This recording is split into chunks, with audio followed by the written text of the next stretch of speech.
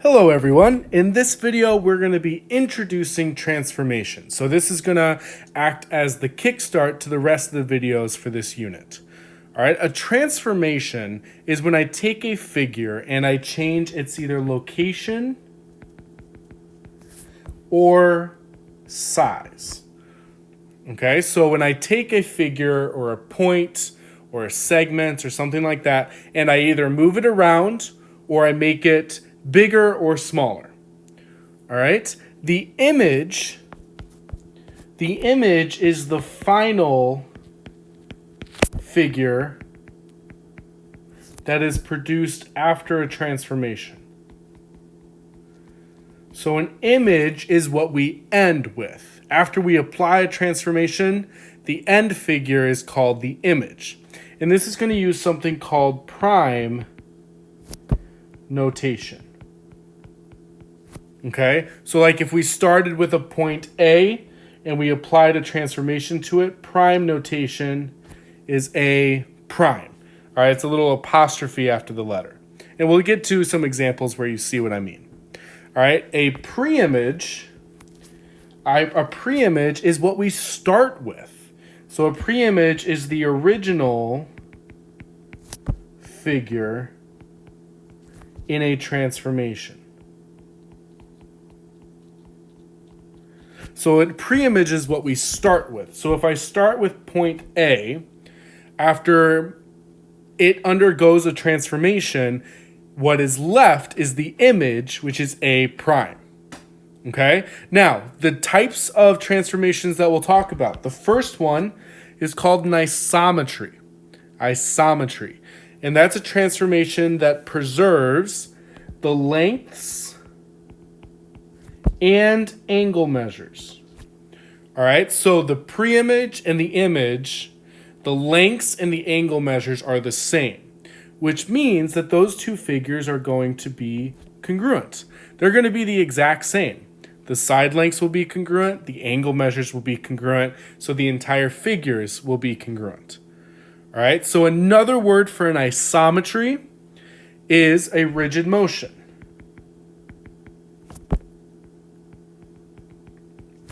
Okay, think if something's rigid, it's staying tight. It's not growing. It's not getting bigger or smaller. It's staying the exact same. All right, you're not able to like make it flexible. All right, so if something is rigid, a rigid motion, it's staying the same as it moves. All right, and the three examples are a translation, a rotation, and a reflection. All right, and we will spend more time in future videos looking at these specific isometries or these specific rigid motions. All right, so those are three different types of transformations that are all isometries. The last type of transformation we'll talk about is called a dilation. And a dilation is a transformation that enlarges or reduces a figure. So this is going to change the size. A rigid motion did not change the size. A dilation will. Okay, so it's a transformation that enlarges or reduces a figure, and what's created is a similar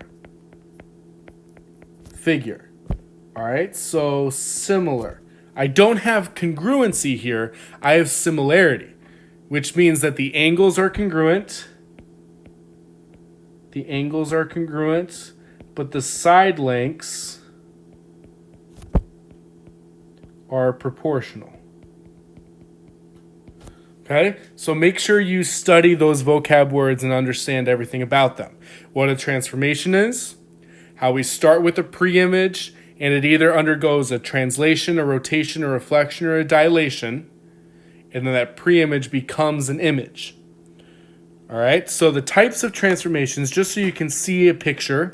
All right, this first one, we start with triangle ABC, which is the blue, and then this whole figure, this blue triangle, gets moved 4 to the left and up 5. This is called a translation. Translation is when I'm just moving it up, down, left, right. All right. And then for figure in number 2, we got this maroon triangle that's getting rotated. All right, so that's a rotation. Our third diagram, this is a reflection.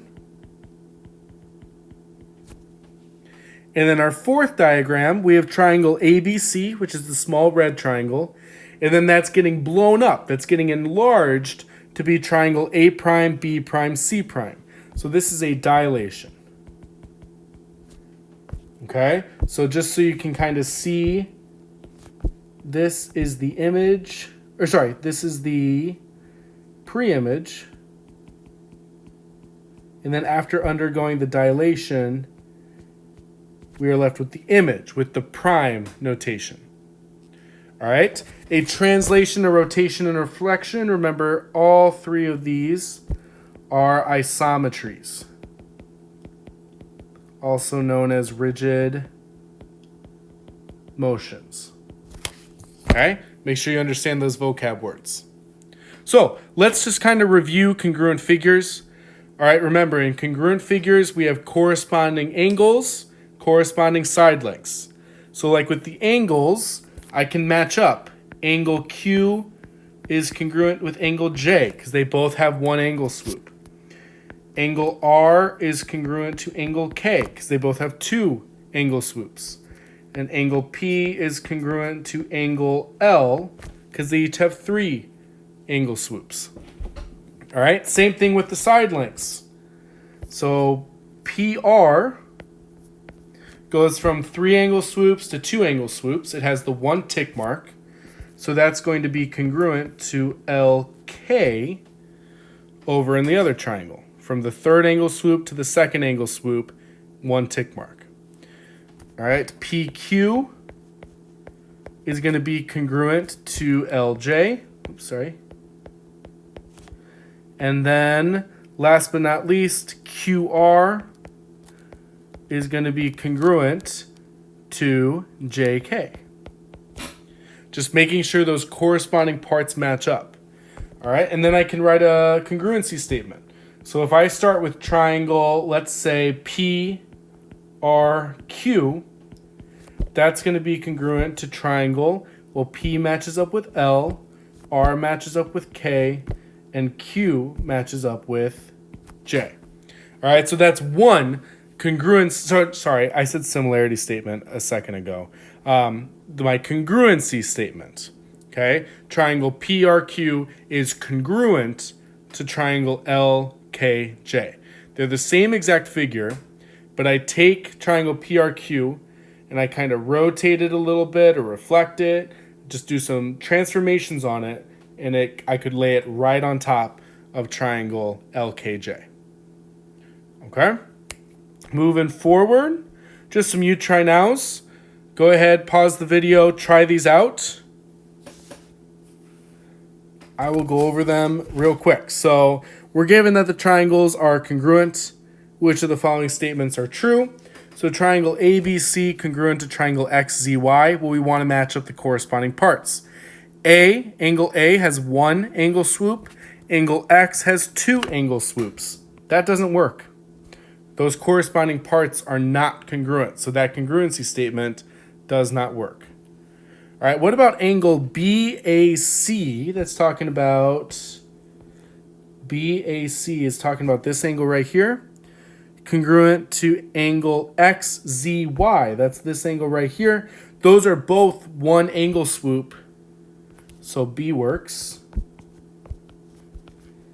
All right, then we have segment AB congruent to ZX.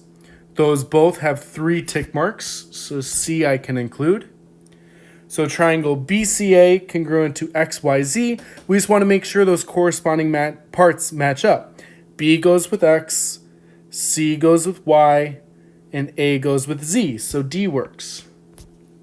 What about triangle CBA congruent to YXZ? Well, if I take letter D and I just rearrange it around, I'll see that part E works as well.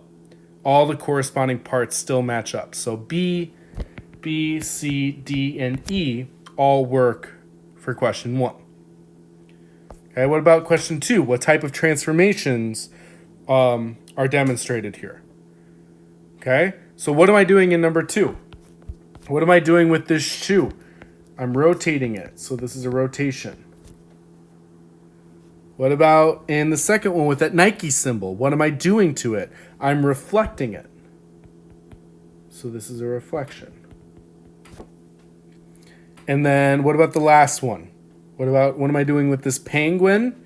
I'm dilating it. I'm making it bigger. Okay, as I go from this penguin to this penguin, it's enlarging. All right, so just being able to recognize the type of transformations we're dealing with.